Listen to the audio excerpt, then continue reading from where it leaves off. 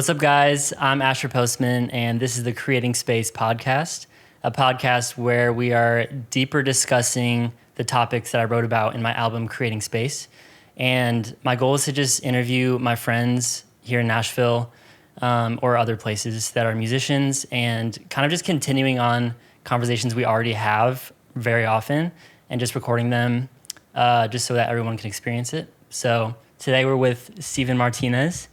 This is my best friend and at this point a brother.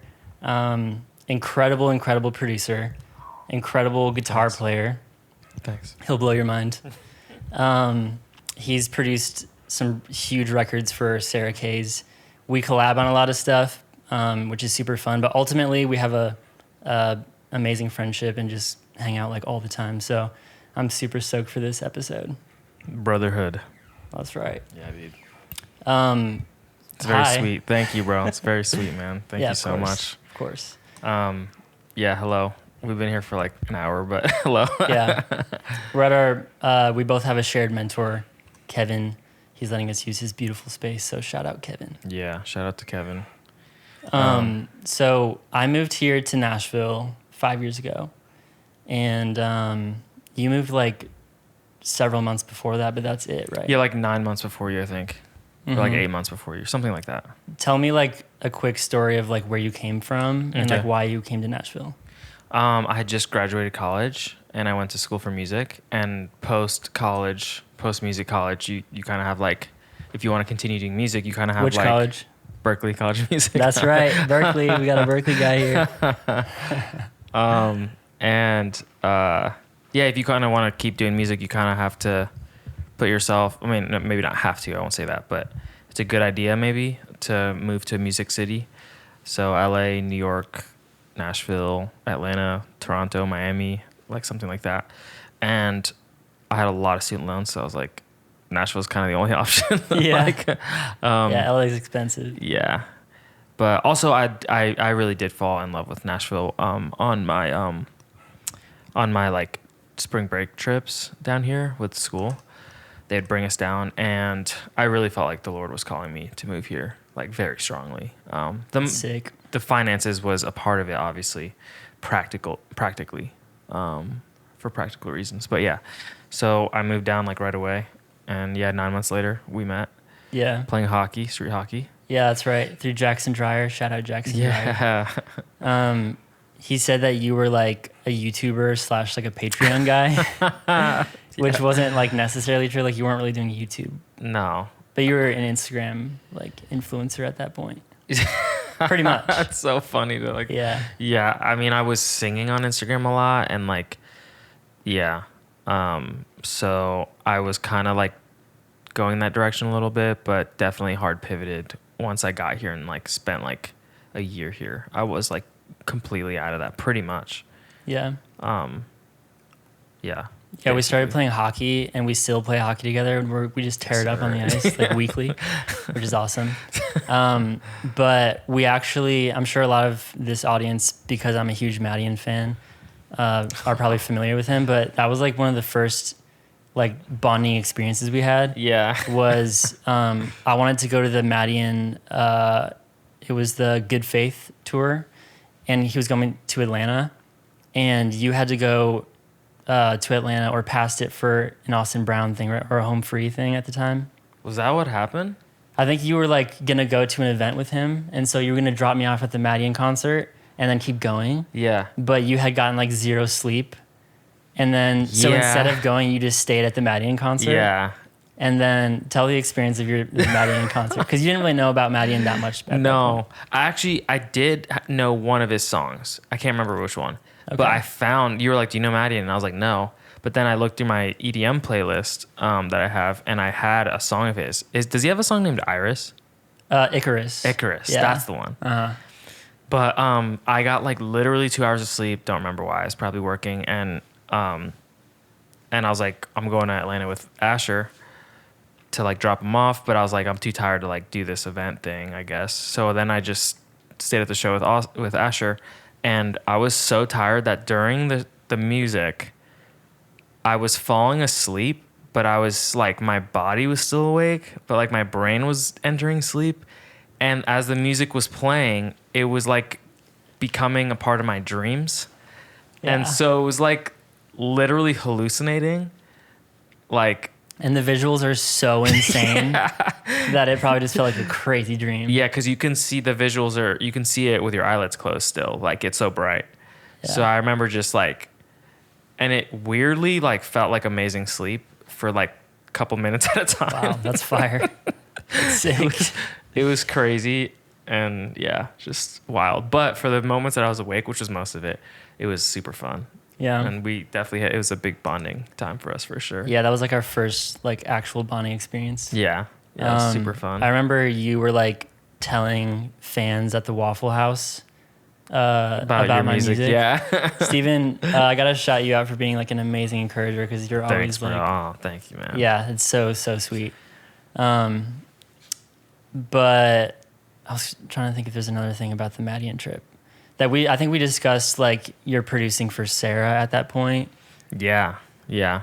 Because you had made like a couple songs for her and they weren't doing super well. Yeah. And then like you kept going and then like a year later they just blew up. Yeah, I think like Sarah's music at that time was like she was getting discouraged. And she was like Sarah Kays, if you want to look it up. Yeah. She was like, I'm getting kind of discouraged. I don't know. And you and Eric, your friend Eric, were like on another road trip that we took, were like super encouraging. You guys were like, dude, this is like great. Like, you guys need to dig in. Yeah. Connor McDavid, dig in. Yeah. And that was like, I was like, you know, you guys are right. Like, and so that was really huge. So yeah, like. Yeah, that's a story where like you almost gave up because he was getting kind of discouraging, but then it paid off like crazy. Yeah. Yeah. So don't give up, people. Yeah, definitely don't do that. Unless the project actually is bad, then maybe you should give up. Yeah. Case by case. If you have to like slide your vocals like more than one or two of those notes, maybe then reconsider. Yeah. That's a joke. That's not to be taken literally. You can still get good at singing if you're bad. Yeah.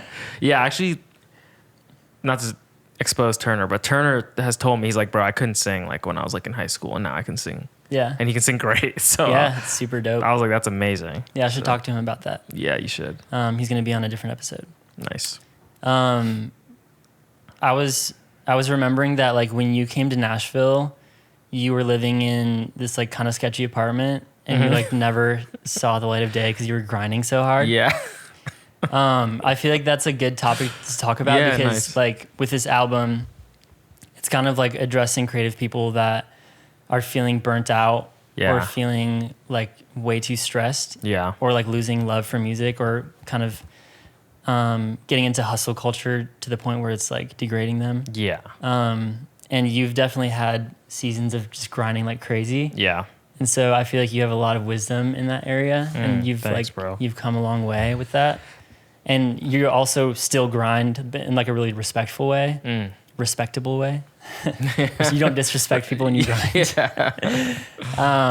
So yeah, just like what was your experience like when you first moved to Nashville? And then how has that progressed to now with like hustling and all that? Thanks, bro. Yeah.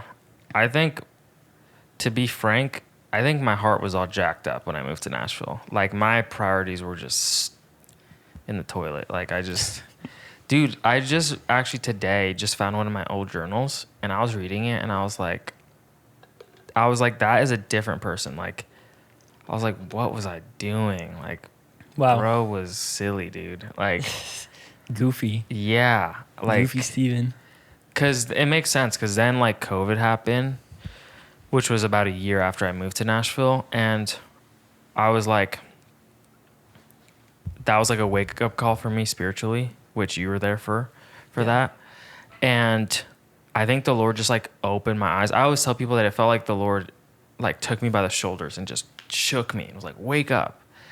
And I just realized, like, money was my idol. Like, material things were my idol. That's why I grinded a ton. My identity was what I accomplished. Can you explain idol if someone like isn't familiar with like calling it an idol? So an idol, like, being, you know, something that I worship and prioritize above anything else. So It's a good definition. like money is a terrible idol, because if you prioritize that over everything, like even if you, I don't know, just a terrible idol. Just trust him on that. Yeah, just trust me on it. Like, I feel like that might derail our Yeah, that was a good conversation. definition. Sorry, I didn't mean to No, you're good. sidetrack you. Yeah, if you prioritize money over everything, it's obvious why that's not a great MOE. idea. You're going to end up, MOE. Money over everything. Yeah, you're going to just end up alone. And even if you do have a bunch of money, that's a terrible life. That's a terrible life.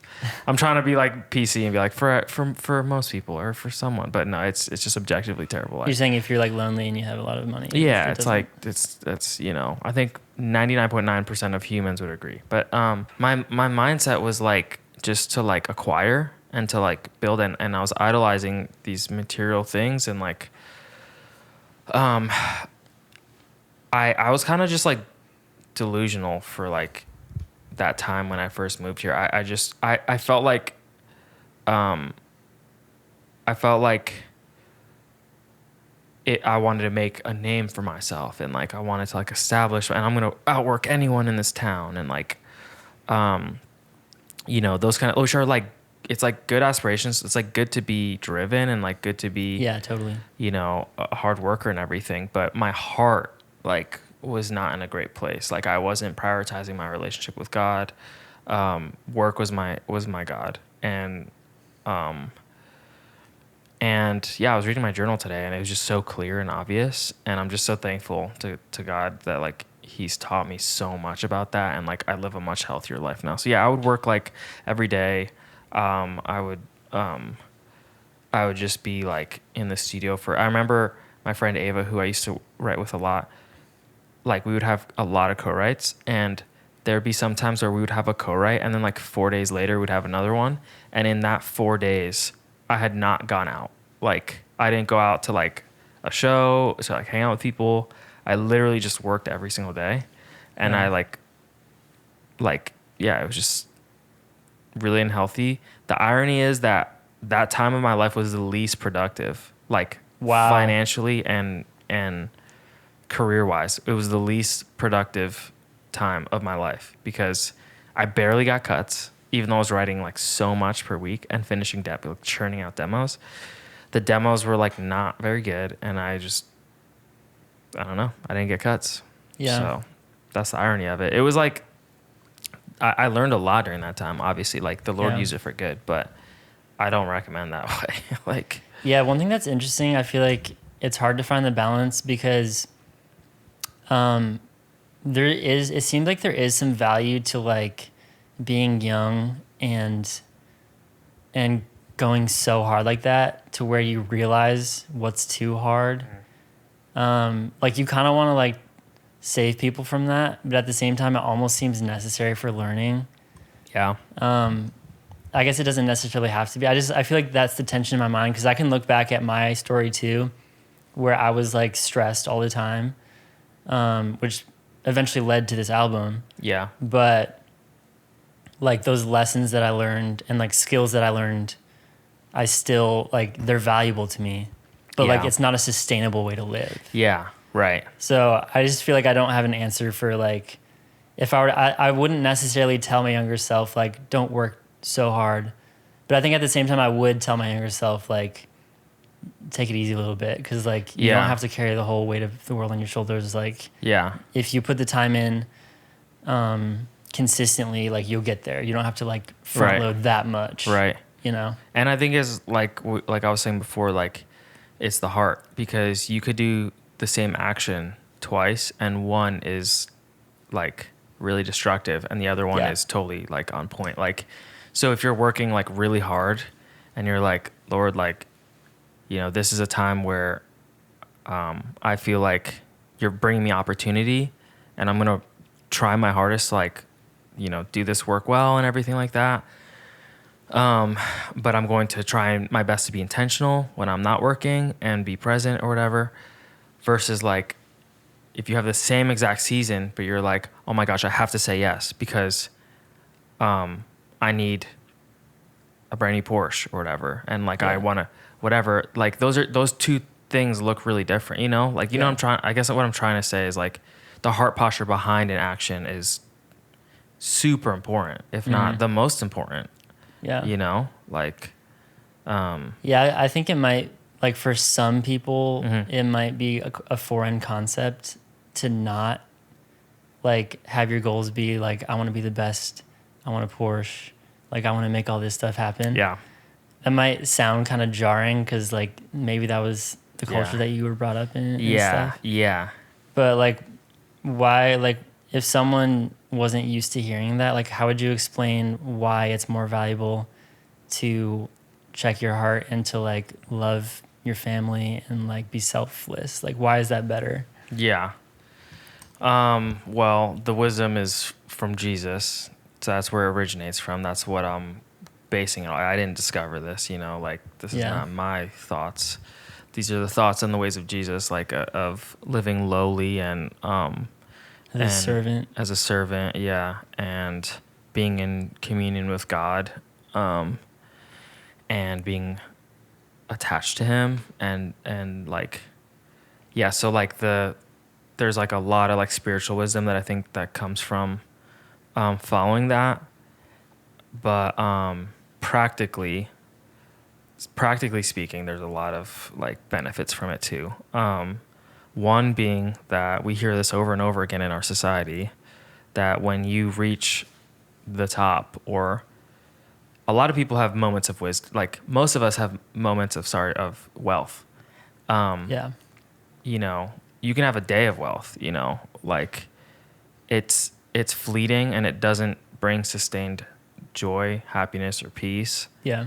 And you hear celebrities talk about this all the time.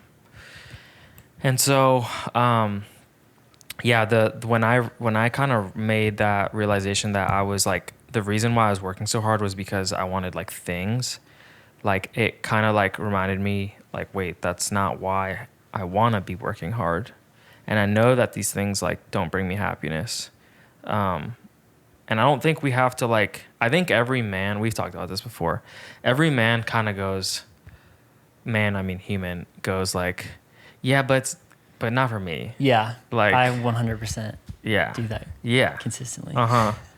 Like, no, but like this thing would like solve my issues. Yeah. This thing would make me happy. Like, yeah, there's so much wisdom when you like really do look at the people that have what you want. Yeah. And you see some of the turmoil that they can go through if their heart isn't right. Yeah. I feel like we should all take wisdom from that and like, dude, 100%. Actually be like, you know what? There might be something to that. Yeah. And like vice versa too, like doing things that look very, very hard, but these people are like telling us like this was just the most fruitful time of my life. Like this was amazing. Example, having kids, like, or being Shout married. Out Roman. Yeah, my new son. Yeah, new father here. Or getting married, you know, like, like these things are hard, but they're like so fruitful and amazing. And luckily we've had the privilege of like being around great marriages and great families and people who are like endorsing these things to us. Mm-hmm. But, like I was able to buy a car. It wasn't like super expensive or anything, but my dream car was a BMW M3. And for all the car guys out there, like it was a E92 M3, like V8 manual, dream spec, like dream, like whatever. And like literally day one I drove it and I was like, this is like kind of mid. And like, I was just like, I definitely like had, even though I was trying not to, I definitely had like some feeling that like this might like bring me a lot of happiness and like whatever. Yeah. And like, it's cool, like for sure. But like, just doesn't last all that long. Dude, it's like, yeah. Like you eat like donuts every day and like day 4, you're like, this sucks and doesn't taste like anything. Like, yeah. The other day we were talking about how human nature is you always find a new problem. Yeah, we've talked. I think that's like so interesting because you have this like, there's always some problem ahead of you where you're like, man, if I just get past this problem, my life will be better. or I'll like be in a position to do this or that. And then either you get it or you see someone who got that. Yeah. And like when you get close to them, you see all these new problems that they have. And you're like, what's wrong with you, dude? You got the thing. Yeah. Like you shouldn't be having problems. Yeah. But I think it's just human nature that we just, whatever we have, we just want to find a new thing that's not quite right. Yeah. And yeah, I think that's like pretty consistent with people. Yeah. I feel like as humans, we don't have good foresight. Like that means like seeing into the future, right? I have no idea. I think it is, but yeah, it is. Okay. Thanks, Justice. Yeah, like we don't have good foresight. Like we think we do, and like, you know, the wisest of people, like they have better foresight than me for sure. But like we can't see how like a situation that's happening now affects us 5-10 years down the road. Like, yeah. And so that's where I'm just so thankful for God's wisdom instructing us, because it's the best foresight. Like, yeah, it saved me from so much damage, and like I've lived without it before, and I've lived with it, and it's not comparable. Like, so I'm just really thankful for that type of wisdom. But yeah, in terms of like the grinding era, it was like, yeah, it was really tough. Like, it was kind of fun, like, because I love working and I love music. Yeah. But like, I didn't have like a life. Like, and then I realized that like I had no friends either. Yeah. Because like I was surrounded by a lot of musicians that were like acquaintances and like work coworkers and stuff. And like I had some really deep friendships for sure, but like I didn't have a community that like was sharing in my values that I like really wanted, which was not like based around work. It was based around my faith, based around building a family one day, building really strong friendships one day. Like I didn't have that. And so meeting you was like a huge answer to prayer, because I was praying for a community. And so like a few months after I started praying for it, the Lord like answered that prayer in just like the greatest way. So yeah, super thankful for you, bro. Dude, likewise. Dude, yeah. Yeah, I had a story. I don't know if I mentioned this on a different episode or not, but when I was moving to Nashville, my managers at the time were encouraging me to move to Nashville. And obviously that's a scary thing for when you grew up in your hometown.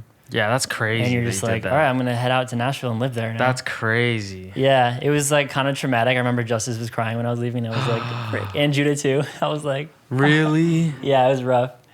Dang. Yeah. That's so sad. I know. Luckily we see each other still. But it is, yeah, it's sad. But yeah, it's a super scary thing. Like, yeah, you're just, I mean, for me, it was really exciting because I already had some things going on musically. What did you have going on? At that point, yeah, Annalisa lived here. Annalisa Franklin, shout out. If you're a fan of mine, you know who she is. Walk Away. No. Say was released at that point with Armada. Okay. That was our first Say was the first release. one that you released when you were here? It was in Michigan still. When no we released way. That. Yeah. That's We just worked on it remote. Crush that, dude. Thanks. It was a fun time. Yeah. So yeah, she was pretty much the only person I knew. But I was praying specifically that God would prepare, that he would go ahead and prepare a community for me. Wow. And that's a wise prayer, bro. Yeah, well, praise God. Yeah. I was thinking about in the Gospels when Jesus told a couple of disciples to go ahead to a town and they would find a colt. Yeah. And someone's going to ask you about why you're taking the colt, and you tell them this, and then they'll be like, okay, take it, and then like bring it back to me. Yeah. And that exact thing happened. And so I was like, Lord, if you know what's going to happen in a different town already, like you can prepare something for me. And then I met you like the first week, and also Fowler, a buddy of ours that is still a super close friend. Yeah. And a lot of other people like Kendall Brower or Goodman now. She's written on a bunch of my stuff. Wow. I met her like the first night, I think, or second night or something. That's crazy. Yeah, it's pretty crazy how many people Jackson. Lived with Jackson. He connected with me so many people. Yeah, it's a perfect Crazy amount of people, yeah. Shout out. Literally everyone knows Jackson. Yeah. Like, check out his music too, Jackson Dreyer. yeah. But yeah, so that was a pretty crazy story for me. Like, Yeah. God answered that like crazy. That's And wild, dude. It's been so awesome. Yeah, that's so. Nashville has so much amazing community, like really, really good community. Yeah. So if anyone's listening and like you're thinking about moving to a music city, invite the Lord into it. That would be my suggestion, dude, for sure. 100%. I didn't have the wisdom that Asher had moving to Nashville. So I just got here. I had a church because I had checked out some before. So I had a church that I was going to that I still go to today, actually, which I love. But I just didn't have that wisdom, dude. And I think it's because I had just come from college, and college was just so like draining and like the opposite of what we're talking about. Mm-hmm. The college was, dude, I remember feeling like Nashville was easy compared to college. Yeah. Because I like college, I just straight up didn't sleep. Like, Yeah, didn't you have your laptop on your car and you started driving away? twice. Yeah. I smashed my laptop, Man. Because I was just like, You were so hurried. I was so hurried, dude. I would leave my guitars, random places. Yeah. And then I was so insanely broke. I remember one time I tried to buy a pizza. I had a session and I needed to buy food for the session. Uh-huh. And I tried to buy pizza and my card bounced. And I had to call my mom and I was like, Mom, can you please send me like $30? And she was like, Yep. So she Venmoed me. Wow. And so that's how I was able to buy a pizza. Dude, yeah, I always forget that you have such like a wild story. But yeah, I think there's really something to being hurried messes a lot of stuff up. Yeah. Oh, yeah. Like when you're so busy Yeah. that, and honestly, right now, I'm like being checked on this. Like Same. like the album already came out, but I'm being re-challenged in a lot of these ways that I wrote about, to where I feel like, oh my gosh, I need to get so much done, and like just filling up my schedule. But a lot of stuff falls through the cracks. Like your health falls through the cracks. Yeah. And your relationships with people that matter to you. Yeah. Like I'll forget something that my wife needs that's important to her. Yeah. And now she's suffering because I'm too hurried. Yeah. And you forget your laptop on top of your car. And like there's a lot of collateral damage for when like when you're too filled up and always going. Yeah. Dude, yeah. I want to like hit those because like laptop is one thing. Relationship with your wife, totally other thing. Yeah. But like practically speaking, I just had a friend who he bought a brand new to him Mazda Miata. Beautiful color, beautiful car. And poor guy, he's younger than us. He dropped a seat on it, like on the fender, on the front. A seat? Yeah, like a seat for a car. Boys are heavy, like, you know, it's like, because he was like swapping seats, I guess. He was like putting in like race seats. Okay.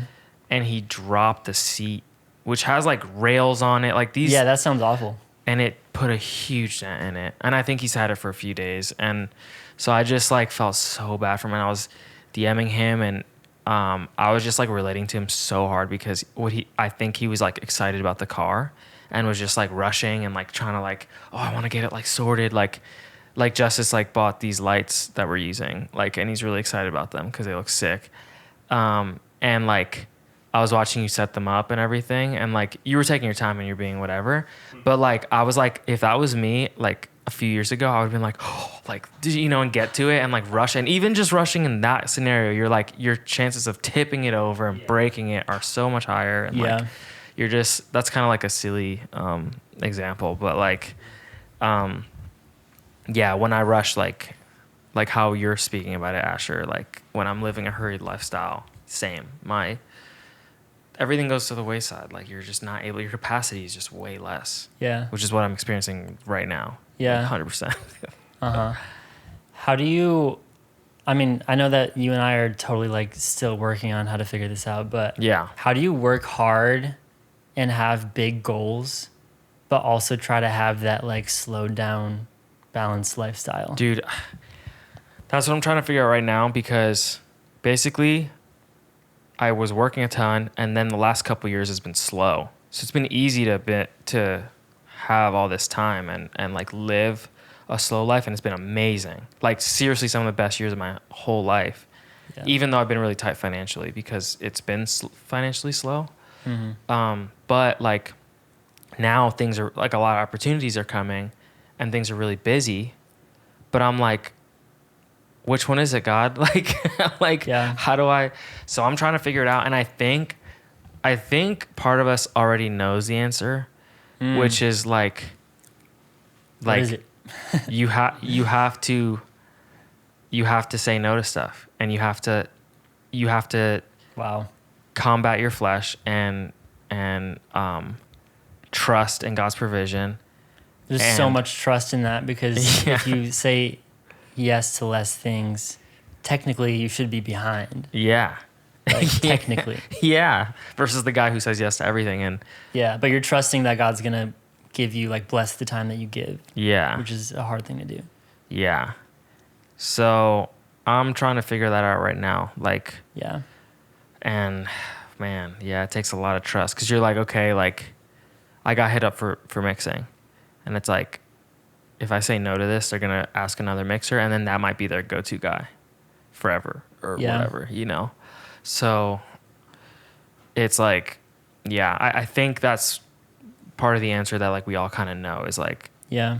you gotta like, just in the same way that I had to like really fight to make my quiet time a routine. Mm-hmm. In the same way, like it's like that, you know, like we have to really fight to make it a routine to leave open space, you know, in our day. Mm-hmm. Which is brutal. Yeah, it's hard because it's really flipping your value system too. Yeah. Which is something that I have a hard time with consistently. And that's the point, or the paradigm that you and I are coming from. Like somebody, it might be foreign to somebody, but like what we're trying to get at is there's a higher value than just succeeding. Yeah. And getting a lot of money. Yeah. And that doesn't bring true happiness. No. And so, but you and I are very goal oriented and very hardworking, and we have big things we want to accomplish. Yeah. So I don't think those are opposite of each other, but they conflict super easily. Yeah. Because you don't want to be like, you know what, I'm just going to sit back and not do anything and just chill all the time. Yeah. Because then you're not actually moving towards something great. Yeah. But you also don't want to make that the most important thing in your life to achieve. And I think when I'm able to have that value system set to where honoring God and living for Him and loving people in my family is above that, then I'm able to let go that pressure and trust that He's actually going to give me what I need. Yeah. And that's biblical. That's like the whole birds don't have to worry about. Yeah. This is Matthew like 6 or something. Birds don't have to worry about getting food because God feeds them. Flowers look beautiful and they don't even have to work. Yeah. So if God can like take care of these things that don't even have to work, He can take care of you because you matter more than birds and stuff. Yeah. So, but that's so hard to actually do. I'm like constantly facing, do I really trust that He's going to take care of me? Yeah. Or do I need to just grind harder and make it happen for myself? And even that question alone is like silly, because do I really trust that He's going to take care of me? What has He been doing this whole time? Yeah. And like, even when you think you're doing it on your own, no, you're not doing it on your own. You're not breathing on your own. Everything you have has been given to you. Exactly. Like, which is probably sounds crazy to like the hustle culture thing, because I think the message that I've heard from these like buff Instagram dudes that are like, I work, Justice said 80 hours a day. Or, I've manipulated time and I have 3 days in a 24-hour period. Yeah, that's, it's kind of like this idea that you are in charge of your destiny. Yeah. You have to make this happen. Yeah. It's all in your hands. And we kind of reject that. Yeah, like 100%. we don't believe that personally. I mean, just look around. It's not the case You at can't. all. Yeah, you can't predict. You might die tomorrow, Dude. Like, you might what do actually you? die. You're in charge of your destiny. That is just like so brutal to the person who's just been diagnosed with cancer. Like, Yeah. what do you say to the person who just had like a traumatic thing happen to them? Like, it's like, yeah, it's just it's sad really because it's like it's trying to fight for control. Like we all been there. I've tried to control and I still try to control, you know, so Yeah. to like cope with the reality that we're not in control. But I think the proper way to do that is to surrender it to the Lord, surrender it to God. Yeah, and I think that seems to be the way that at least I want to pursue is I ask God for my goals. Like, do these align with you? That's like, awesome. is Yeah. this something? I felt like the album, Creating Space, I really felt convicted that the Lord was like, I want you to do this. Yeah, I remember you saying and that. that required a ton of like hustling to some degree. Yeah. And a ton of hard work. Yeah. And pursuing that. But it wasn't like I tried not to have it. And this was a battle the entire time. Yeah. Trying not to be like, I need to make this happen. Yeah. But at the same time, like you are the one working. Yeah. You have to choose to work hard. Yeah. But the cool thing about my album was I was basically trying to communicate to people through the music that like it's okay. It's not all in your hands. You can try to enjoy life and live a balanced life. Yeah. Meanwhile, I'm like struggling to want to like get this out soon. Yeah. And I feel so behind. Like I'm stressed. Yeah, I remember you And I talking. ran into that over and over and over and over again. Yeah. And the deadline, I was so grateful for this album concept that I feel like the Lord gave me because it was like, it almost gave me permission to have it take longer. Yeah. Because I was like, I want to trust God that it's going to work out and it's going to get done. And challenging that like it's not going to be in my time and in my hands. Yeah. Like, because things come up that you can't control. Yeah. Like, I got married, which was the best thing ever. Yeah. But also, I can't really work on an album that much when you're planning a wedding and like I'm investing so much into Olivia. Yeah. And that's what we're talking about. It's like your value system, like that's actually a beautiful thing. Yeah. But sometimes it can be hard to reconcile that with working hard. Yeah. So. Yeah, dude. Yeah, I think, like, obviously the Lord, like, made you, right? And, like, he made you with certain qualities and aspirations and, like, a specific, like, ambition and, like, all these things. So I think, like, it is honoring to God when we, like, use the talents that he's given us and work really hard and like do all those things. But like, again, going back to the heart, like it's just your heart was, Lord, like, is this a goal that you want me to pursue? I think it's an amazing example of the question you asked, which is like, how do we work hard, I guess, in a godly way? And that's like a great example of it. Like you surrender it to God first. Cause like you could have felt like the Lord was like, no, you know, and then that you're not doing that, you know? But you like asked him and inquired and involved him and invited him into it. And that's like, that's like super sick. Thank you. So, man. And he was teaching you the lesson while you were making it. Yeah. You know, and still teaching me the lesson. And still teaching you the lesson 100%. as he is with me. Yeah. Right now I was telling Asher, I'm like in a spot where I'm just like really busy and I'm feeling the negative effects of being busy.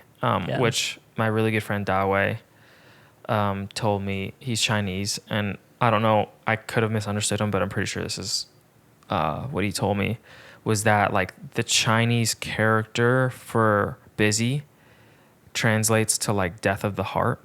Whoa.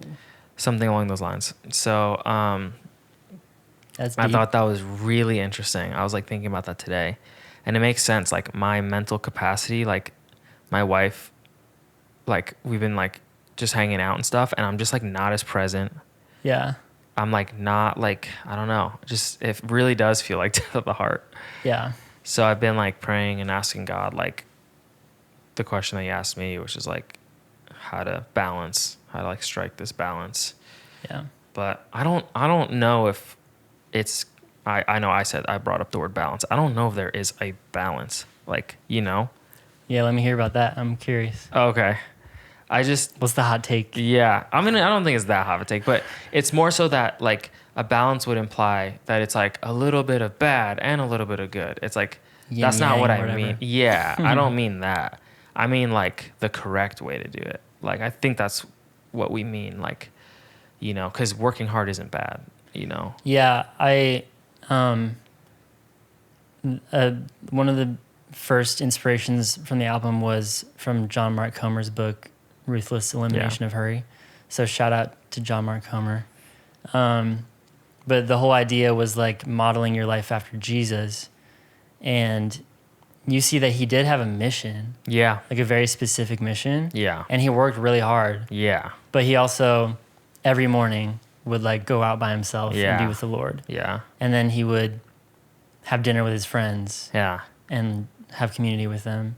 And then he would go out and he would heal sick people and like go Yeah. to different towns. And like sometimes he actually said no to good things. Yeah. Like they were like, hey, stay here and heal people. And he was like, sorry, I got to go to the next town. Like that's my mission. Yeah.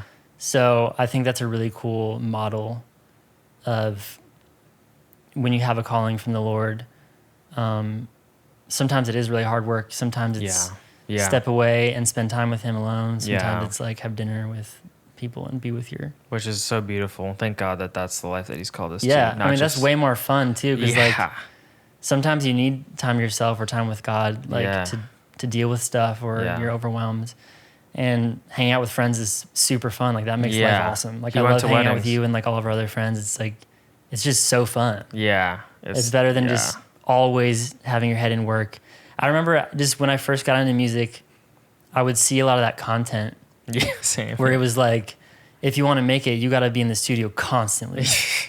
And I was just like, I don't know if I really want to do that. Like, I want to make it big, but I don't want to like not have a life. People would say like, you have to not have a life. You have to. Yeah, music is your life. Yeah. Yeah. Yeah, that's really wise of you to have rejected that from the very beginning. Yeah, and I hope some people, because I heard that in like podcasts and stuff. So I hope some people can listen to this and like realize that it doesn't. You don't need to do that to like have a fruitful music career. And like, well, also another thing I wanted to bring up is you brought up the other day, like some people use grinding and achieving as almost like soothing for their trauma instead of actually dealing with it. Yeah.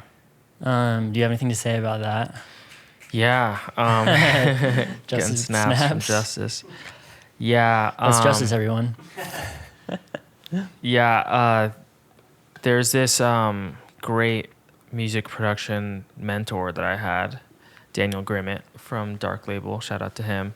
I was watching one of his videos back, and he was talking about that. He brought that up about like, he has like a more secular like business and everything. But I thought that was really a fantastic piece of wisdom that aligns with, you know, my values and stuff like that. And it was just that, like, I think we can find ourselves, especially for those of us who have been in music for a while, where the allure, the like sparkle of like that, those first few years kind of is worn off, and you're like kind of found your groove and your rhythm, and we can have our careers play a really big part in how we feel about ourselves and how we identify. Like, it can become a part of our identity, I guess is what I'm trying to say. Yeah. And I think we all have traumas. We all have things in our hearts that need healing. But if we don't allow proper healing for our hearts, which I believe is found in Jesus, then we're going to be medicating those wounds in various ways. And like some people, you know, use drugs or alcohol or whatever. Some people it's ice cream, you know, it's like, it's different for everybody. Some people sports, you know, like achievement, success, career.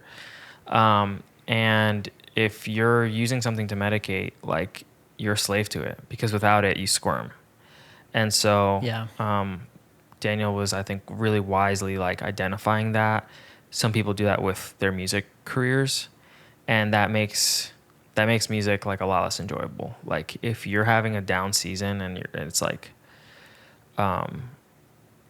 yeah, that can be like really, really tough because you're riding the roller coaster of your career with your emotions now.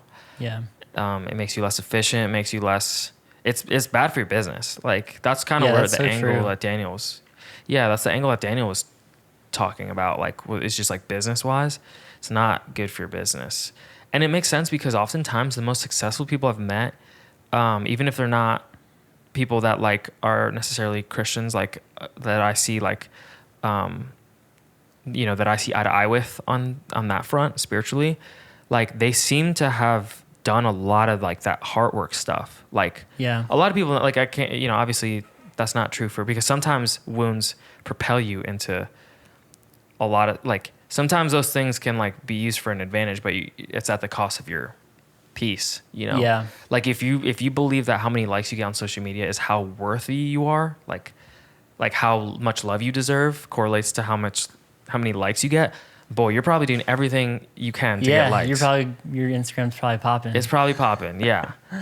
But it's at the cost of your peace. But Wow. a lot of That's people, a word right there. a lot of people who I've met who are like at the top and seem like they're like living like, like somewhat peaceful lives. Like they've like, yeah, man, like you got to work through that stuff. You can't let that like go and get into your business. So like I've been trying to like just be extra intentional about like things like, especially having now being married, like my wife can help me identify some of these like, hey, like I noticed you do this thing, like where's that coming from? Or like I noticed you say this, like this was my mom more so, but in high school I used to be like, oh, I'm so dumb, like how'd I do that? And she would be like, whoa, where's that coming from? Like, and I thought that was so interesting because Yeah. we shouldn't be calling ourselves dumb. Like that's showing us like something like we heard that. That's like a lie. That's a lie, That's a lie that we believed. Yeah. So, and that can, anyways, I'm rambling, but that can No, that's so good. sprout somewhere, and might be pointing to a bigger issue. But Yeah. one thing that I want to say is that it's been really cool, like watching you make this album and because you're making this album for so long, I was constantly getting like a regular message, this message regularly, which has been like really like sick. Cause it was just always reminding me of this like really important message to like slow down and be intentional. Yeah. And, so that's been like a really fruitful thing just from being around you making this album. That's awesome. And then obviously since the album's been released, like it's out in the world now and I've been listening to it. And so it's been like, just like in my mind. And then obviously on the way here, we're doing this podcast. I told Asher and Justice that I was driving here and I was just going through, it took me a really long time to get here because there's traffic. And it took me like a long way. And it brought me through Belmead, which is just like a beautiful town. And 40 minutes in the car today was like the slowest time I've had in like weeks. Yeah. And it was just like so nice. I've never been so happy about driving 45 minutes in my mother-in-law's minivan because my wife has our car. And it was just like so nice. And it just I was like, wow, like this is where it's at. And I miss this. Like, dang, just like refreshing for the soul. Dude, yeah. Like, I feel like also when we play hockey, dude, that like just does wonders for like my soul and like my like a different thing to focus on other than work. Like and like I was gonna mention this before, like when you're building, like you're working all the time and you're like, oh, I want to be like super successful in music and everything. Like I would just encourage your listeners to like ask why and like keep asking why. And you might like, it might take you places because like I did that and I felt like the end of that questioning led to me being like, it doesn't matter. Like, which is like, might be really depressing to hear, but like, dude, we're all gonna die. Like, and like we all put our pants on one leg at a time. Like, so it's like if what you're doing is like, you know, for yourself and like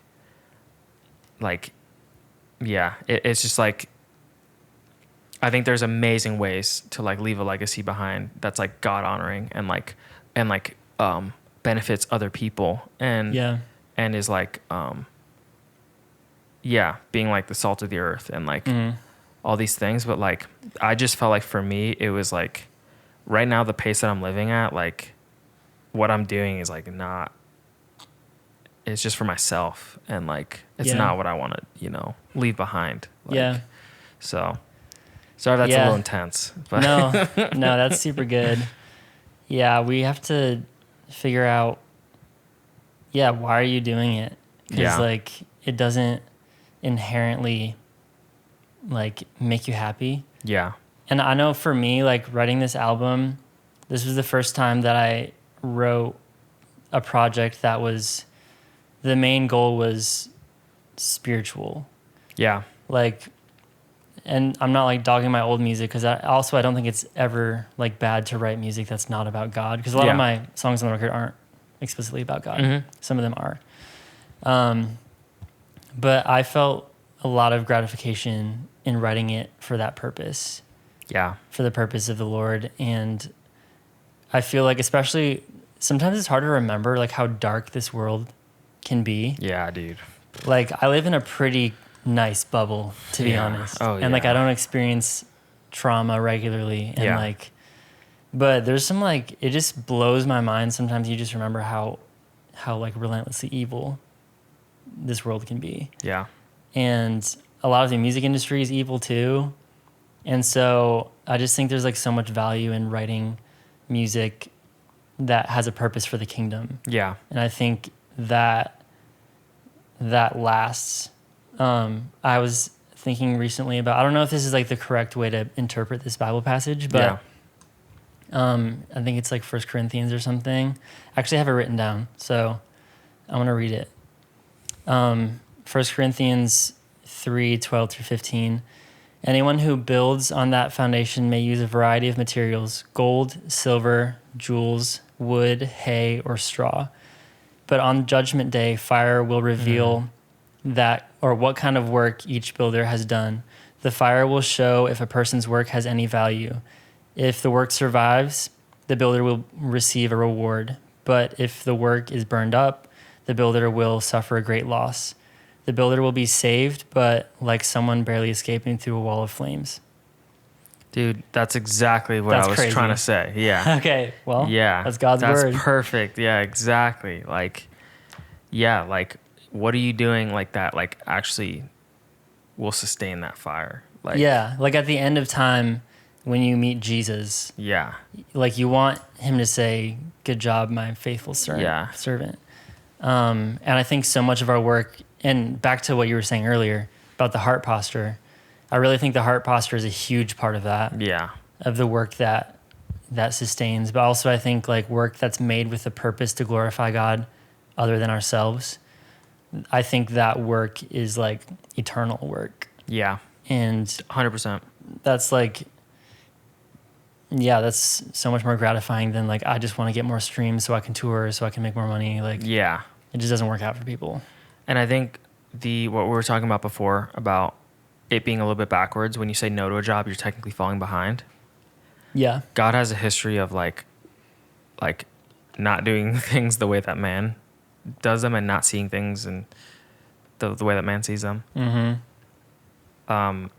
David was chosen to be king, and he's like this little shepherd boy who's just like has no recognition. Like man would say he has no business being king. Yeah. But he was chosen by God to be king. And Samuel said, man sees the outside, but God sees the heart. Similarly, we see what's right in front of us. Oh, I'm saying no to a job. I'm losing out on potential money or clients or whatever. But God sees our whole, you told me this. God sees our whole life in one, just like that. Yeah. Outside of the time realm. Yeah. And man, yeah. So it's like, I don't even think we know the wisdom that we lack. Obviously we don't, but just the scale of the wisdom that we lack. Like I was even thinking about AI. Yeah. I was like, dude, like AI is brilliant. Like it just knows so much. The computing power it has. If you like summed up, like let's say you turn ChatGPT off for every single person in the world but one, you would have the most insane computer ever. Like it could just use all of its resources just for your one question. Yeah. It could pretty much right? It could probably answer anything. Yeah. And that is probably like, it's probably like a toddler to God.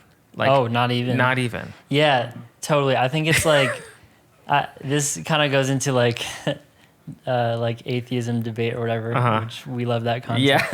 Yeah. But yeah, like the wisdom of men, people think they're so smart and they know so much, but like, Yeah. I think it's more like a starfish versus a human.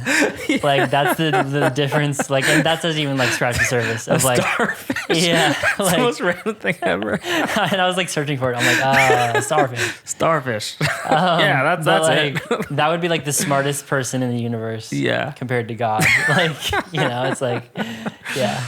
That's so funny. I'm like, well, starfish is pretty smart, actually. I feel Yeah, like. like that's actually one of the most smartest animals. I'm like, oh, bad example. Sorry. That's funny. Yeah, dude. But, can I ask you a technical question? Yeah. Before we go wrap for up. it. When you did your album, first of all, I was listening to it like 2 days ago, or maybe even yesterday, coming back from hockey, and I was listening to I was listening to a bunch of them, but I was like, that's crazy. I can just ask Asher anything about this album. I feel so lucky because I was like, this sounds insane. Like, and I was like, wait, I forget that I can just ask him. Like, I feel like I could just be like, whatever. But yeah, I might charge you a fee, but yeah, go for it. Did you, when you have your vocal chain, right? Did you, for each song, did you like, how much experimenting did you do with your vocal chain? Did you like build it from scratch? Did you go off a template? Did you use, what mics did you use for your vocals? Yeah. Etc. Good question. Thank you. Yeah. I love nerding out. Yeah. So, the range of the album was over the span of like 4 years. Yeah. And I've learned so much. And like Circling Back was recorded on a Telefunken 251 through like a Neve preamp. Yeah. And at the time, that was like 3 years ago, or actually probably like, maybe it was like 4 years ago or something. Pop filter or no pop filter? I think there was a pop filter. And shout out Jonathan Morrison. He let me use it. It was his. Insane. And I like at that time, I was not into gear at all. Yeah. So I was just like, oh, sick. Like I'll record on this. Like it's going to sound insane. But now I would be like, he had a CL1B in the other room. And now it would have been like, hey, can I borrow that? He would have let me. Yeah. But I didn't even think about it. Yeah. So there's been a huge range. And then when I first started, I was still using the Slate ML1. Yeah. So like Home All Right. Home All Right is a Slate. Yeah, Home All Right was that because I recorded the scratch and it had the right emotion. Yeah. And I tried recording it on your Soyuz. Yeah. And it sounded better, but like I couldn't recreate that emotion. Yeah. So I just kept it. Yeah. It came out great. So thank you. So like there was so many different mics, and then I started using the UAD one, the Sphere, for like some of the newer ones, and then I finished off Clear My Head with my 251 now, the Bach 251. That's so interesting. Yeah. Because I wish I said it before. I was gonna say I think Clear My Head sounds the best. Oh, let's go. Yeah. Shout out UA. Yeah, dude. Universal Audio. Isn't that crazy? I literally was thinking that that's so cool. 2 nights ago. I was like, I think Clear My Head to me just sonically sounds the best. Sick. But I also think the drop in Clear My Head is like the most like meaty, Skrillexy sounding one to me. Yeah. Like I don't know if you feel that way, but yeah, that was fun because I had Olivia like just saying "Clear My Head" into the mic. Yeah, and then, that's sick. Yeah, I like chopped it up. It also could be. I didn't think about this. It also could be like mastering stuff too, though, like loudness. Could be. That's probably part of it too. Because I played Back to You, and then that one felt a little louder. Yeah, Back to You is too quiet. It haunts me. Yeah, we've talked about that. It Sorry, really I don't mean does. to bring it up. Yeah, it's a sore spot. Everyone go listen back to how I quiet back actually to you. remastered Home Alright for the album Oh, really? because it was way too quiet, and I was like, I can't live What with was it myself. at? Do you know? I think the LUFs was right, but the perceived loudness was so quiet. Because you probably got penalized by Spotify too. I don't know about that Maybe, stuff. but it was. I just didn't realize at the time, but I learned stuff since then, so I Yeah. remastered it, and it actually worked out. It worked, but yeah. yeah, the chains are all different because I was just different times, and some of them I was trying to do like unique stuff. Yeah. So like with the garden, that was also Garn just, is so sick. just a Slate MO1. I just like held it in my hand and sang Wow. it. And I was just trying to sound like make like a cool Madian type chain. Yeah. So yeah. just experimented, and I slave over the vocals, so it Yeah. doesn't like. Yeah, a lot of times to get really good vocals, like you just have to spend a lot of time on them. But what Dude. we're learning now is when you have a good recording, it cuts Dude. down that time. Dude, Good equipment and everything. the CO1B, you don't have that like harshness in the high end. Or like a lot less of it. Yeah. It like, I don't know how that happens, but it like absorbs a lot of harshness. Like it just like, Yeah. it makes it way smoother. Yeah, it does. So yeah, we're gonna try and cop one at some point. Yeah, it'd be fire. That'd be super sick. We should do honestly, at some point, we should do a podcast just about the nerdy stuff. 'Cause Yeah, I we should. could probably start going forever. Yeah, But, I think we're probably hitting our time. yeah. Yeah, right now. dude. Yeah. Any concluding thoughts before we wrap it up?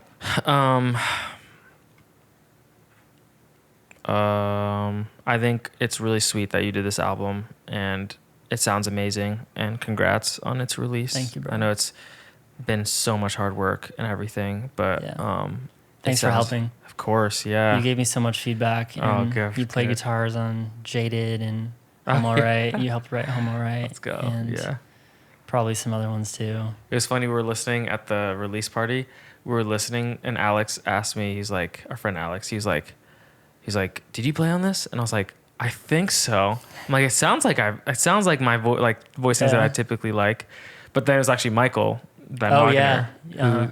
who was also on the album, Yeah. featured on the album too. Uh-huh. He played it. I forget which one that was for. Yeah, Exhale. The Exhale. Dad Gad sound. Yeah. Wait, was it Exhale? Or No, maybe no. it was a different one you're talking about. It was a different one. Yeah. Okay. Yeah. Because I knew I didn't play on Exhale.